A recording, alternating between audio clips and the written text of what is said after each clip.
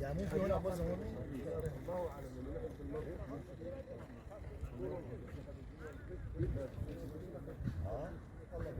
والله هذا موضوع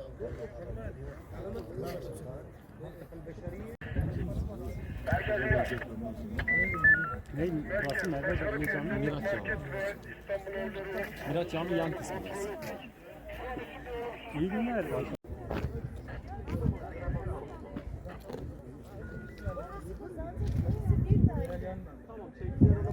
Masa çektirir.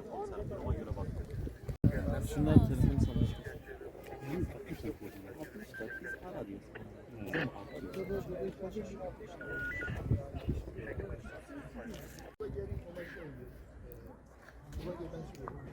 Buraya gel gidin. Tamam dedim var dedim. Biz de burada var. Sonra